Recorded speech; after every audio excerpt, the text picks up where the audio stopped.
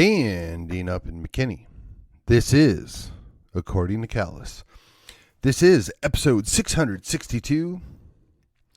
We're going to go from the county to the feds and back. Or actually, probably the city. So city to feds, how about that? We're gonna encompass all sorts of things between the city all the way up to the federal government level in today's episode. It is coming to you on the 26th day of June, the year of our Lord, 2024. The month of June is nearly over, which means we're nearly halfway through the year, and it seems like we just began. And before we get into the meat of the program, let me remind you the biggest way that we can make an impact, continue to grow the show, and be heard is to like, share, and subscribe to the program. Join me on your social media of choice. I have a page and a group at Facebook. I'm a pro at Gab. I drop in at MeWe. For now, the show can still be found on YouTube and every podcatcher out there. When I say every podcatcher out there, I just mean that any podcatcher that you're likely to be using, you can find according to Callus. Pretty simple, pretty easy. Help me out, and if you're feeling particularly froggy, feel free to go in and rate and review the program. Every little bit helps us overcome the algorithms. All right. Let's kick it off. So it's come to my attention that on Monday night, that was the 24th of June, the year of our Lord 2024, at the local McKinney ISD, which would be McKinney Independent School District, one of the members, the former president of the McKinney School Board, laid out an interesting accusation.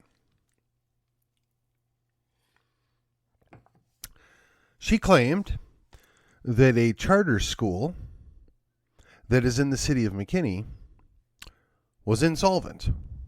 No evidence, no proof, just broad, bold-faced accusation. Now, what's of note here is one of her fellow board members, one that she can't stand, has a family member that works there. So, I'm not sure what we're supposed to read into this other than apparently you can disparage and possibly damage a private or a semi-private company within the city that you work in, and there's no cause for alarm. There's no recourse. There's no way to hold them accountable because, well, yeah, they just got away with it, didn't they? Now, my sincere hope is that the business leaders will take note of that the person that actually owns said charter school or controls said charter school will take action to defend themselves. But what I found particularly interesting about this is I happen to know firsthand that the McKinney ISD is about $20 million in the hole. Now, I don't know the exact number.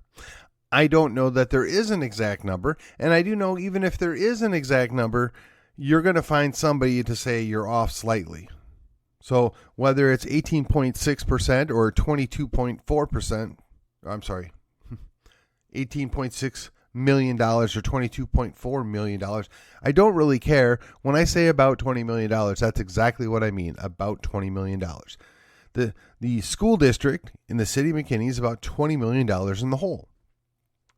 Now, it shouldn't be lost on you that the neighboring school district, Prosper, is also about $20 million in the hole.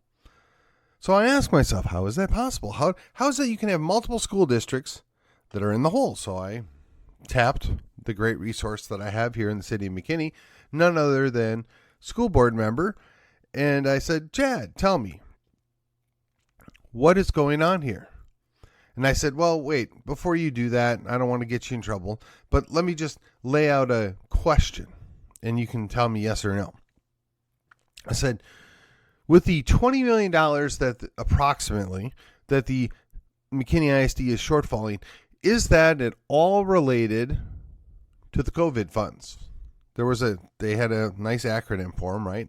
The money that you were going to get to offset some of the expenses related to COVID. Basically, we robbed Peter to pay Paul, but that's where we're at. And he said, well, yeah, that's generally the genesis of that. Now, I think we all know there's more going on there, and perhaps it's mismanagement, perhaps it's just an honest mistake. I don't know. The other thing I asked is, does this have anything to do with the fact that it was recommended that we close one of the schools that's being underutilized and that we realign where the students go and reallocate our teachers? Well, yes, of course, that's directly related to that. And for those of you that follow along, they've been going through the same exact thing in local county here, Allen ISD. Yes, the Allen School District is running into the same problem. They have more schools currently open than students that need to use them. So the logical thing would be is to repurpose the schools or temporarily shut them down or realign the students or redeploy your teachers to better serve your students and either sell the property that you may not need or repurpose the building for something that you might need or something to offset this expense, the drag. But unfortunately, now I'm not going to claim, and I want to be clear about this first and foremost, I'm not saying that every organization that is for profit is this efficient or this proper in how they do things. But when you see something that's costing you money, you generally stop doing it. You generally jettison something that is a profit loss or a sunken cost that you can't recover. Now, not every business does that, but I've yet to see a government entity that figured out how to do that and do it well. So what does that mean going forward? Well, it just means that we're going to see a lot more of this. And this is multiple things playing in a long-term effect here, right? Parents took their kids out of the schools because they saw the, quite frankly, less than stellar education many of those students were getting. Parents opt out to go to schools that better align with their values, or perhaps they homeschool. The school district spent a bunch of money that they basically, quote, got for free and didn't invest it well. There's age demographics that are changing, right? There's a whole lot of things going on here, and people just don't adapt fast. They just don't. All right, so we've actually hit 3 school districts in, a little over 5 minutes here. All right, next thing. I noticed that the state of Texas has been taking some different actions down on the border and is getting involved in a couple of different lawsuits at the federal level. Now, I've been a strong proponent of the notion of Texas first, right? Texas independence, however you want to phrase it. I'm not backing off of that, but what I want to remind you is there are 2 theories. Well, I don't want to say it this way. There are 2 overlying or overlapping jurisdictions. In the state of Texas, you have all the Texas law and all the law that is allowed to be created at the municipal level, courtesy of the state of Texas. And then you have the federal law, which in effect was granted to the feds by the state. So there was a number of things that played out where they were being told federal law trumps state law, or they ignore the fact that there's state law that would be applicable because there was a federal law involved.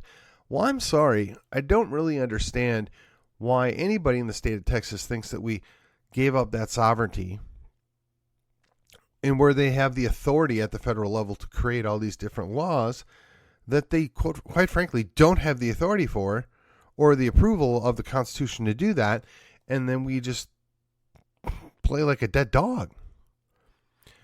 The state's the sovereign here, right? The people, technically, but the people make up the state. The state was first, and the state should be calling the shots. Now, I'm not exactly a huge fan of the state coming in at the local level and making mandates on how things have to be done or how they will be done, because there's a huge difference between El Paso and Tyler and Amarillo and Brownsville, or Corpus Christi, if you will. Everybody understands that. We're a ginormous state by any measure, so you can't do you can't do everything the same in every segment of the state of Texas. Now magnify that by about 10 times, and you've got these United States. And you look at how things might be going on in Florida versus Washington versus Maine and California, or Texas and Minnesota. Things are not the same. There's different cultures. There are different things at play here, as well as what's appropriate by the people that are there. And it's just interesting to me that the states sit by and do nothing. It's as if there are whole segments of society that are asleep at the wheel. They just don't care. They refuse to engage. They refuse to stand up for themselves. They refuse to reclaim their sovereignty. Now, as an individual who is as pro-liberty as they come, I'm at a loss. What was the point? What did our founding fathers give up? What did our men in the war between the states give up? What did our men give up when they went to World War II or World War I? Now, granted, you can make a legitimate argument, a save for the Revolutionary War, that everything that followed it was unnecessary and we were contrived to be dragged into it. Perhaps you can make that argument. So there was still great sacrifice. There were lots of things that were given up in order to protect these United States. And I'm beginning to wonder, what exactly did we protect? What exactly is left? What do we have to show for it?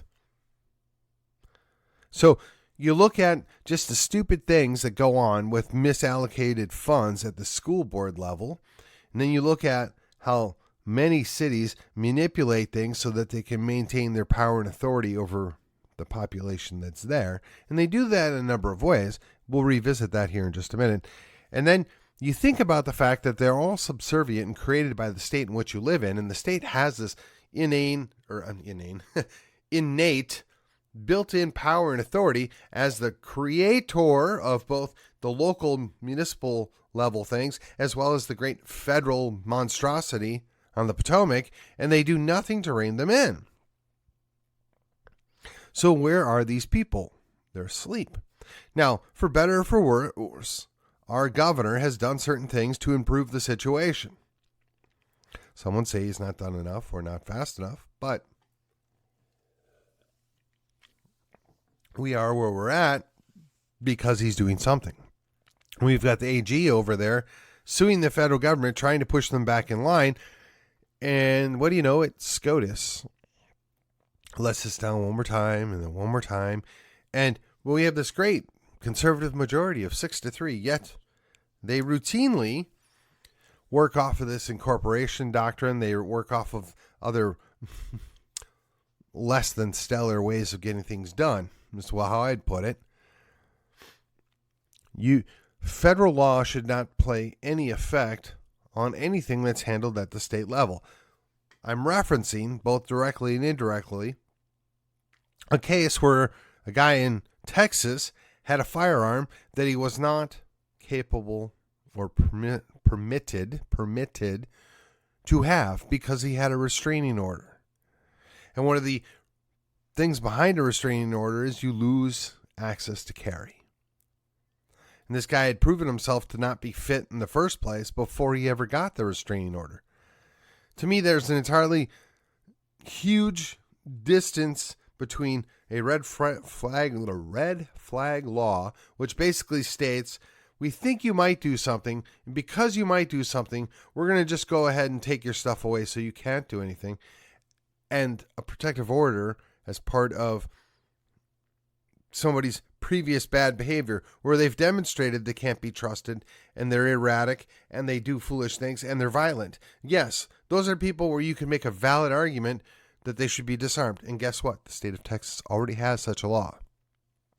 And that was the law that he was being controlled under, yet they took it to the feds. And then the feds did this big mishmash of garbage to give us a foolish reading. of the Constitution. Now, as if you're wondering, well, Callis, how did you get this, man? I mean, you're going from the city, you jump up to the state, now you go to the feds, complain about SCOTUS, going back to the state. Where are you going with this? Well, I think really and truly the big connecting thread today, in the next 5 or 10 minutes, I'm going to try and put it out there, is we have a bad definition of what it is to be a good conservative leader. We have a bad definition of what good conservative policies are. And any conservative thought process or policy that pushes things in authority to the federal government should immediately be dismissed as suspect.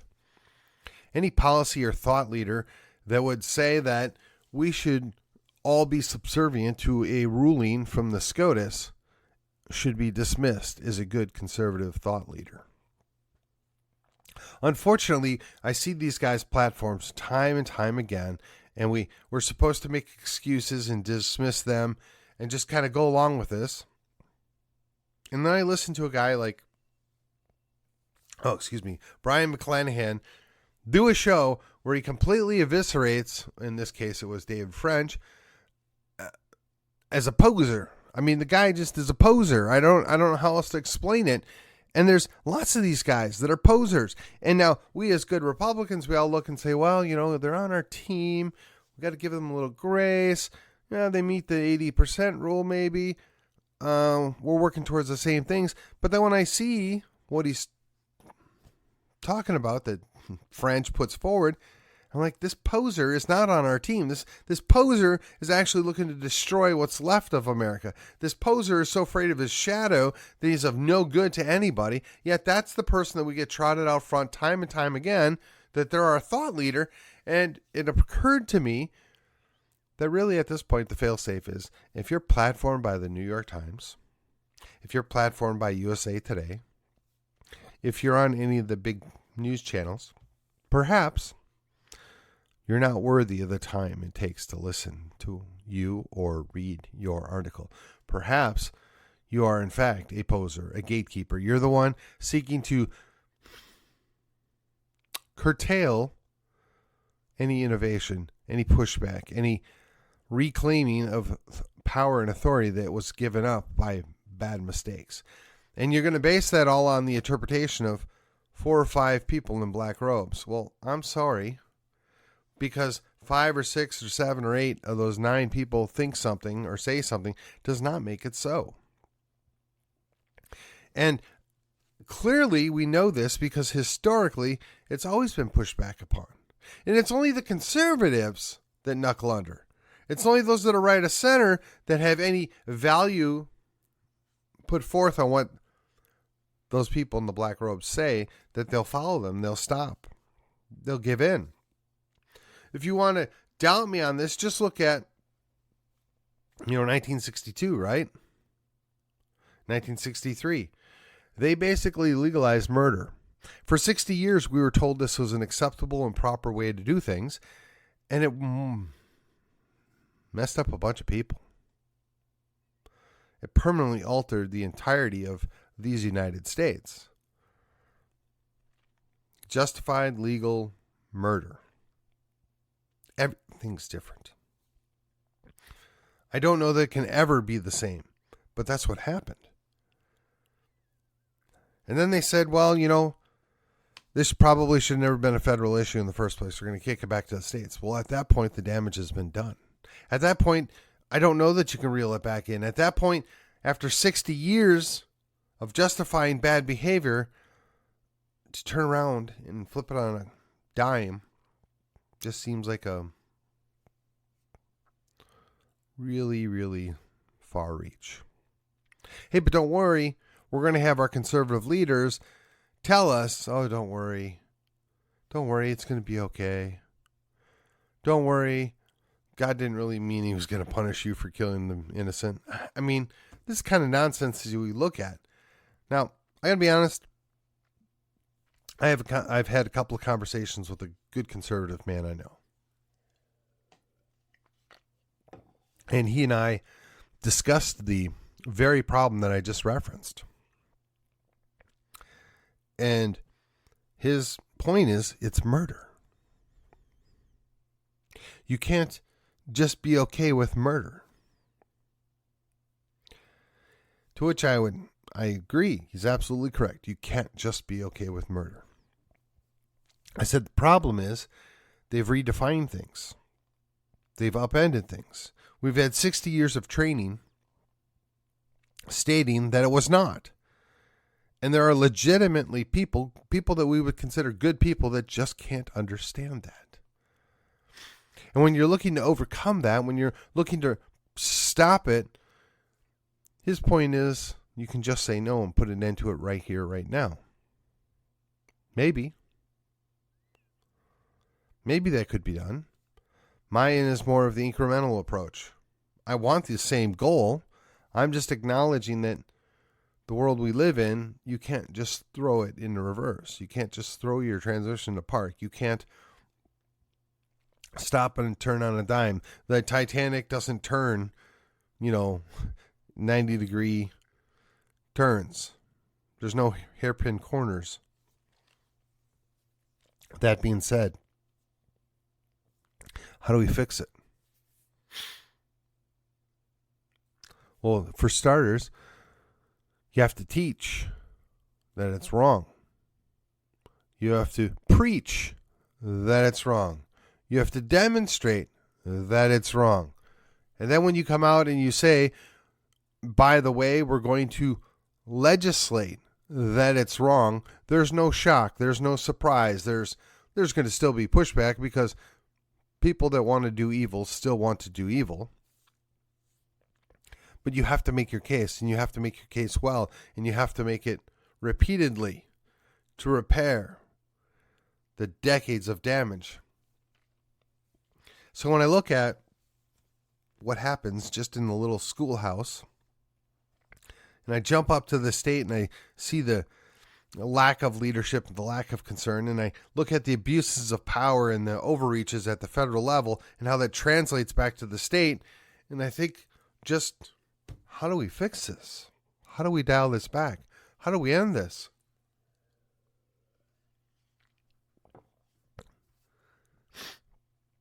There's a number of different ways that we can get from point A to point B. My suggestion is the slow, steady pace, always working towards B. Others have said, nope, we're jumping. We're going to go from point A to point B and knock everything else over in the way. Maybe that works. Maybe it doesn't.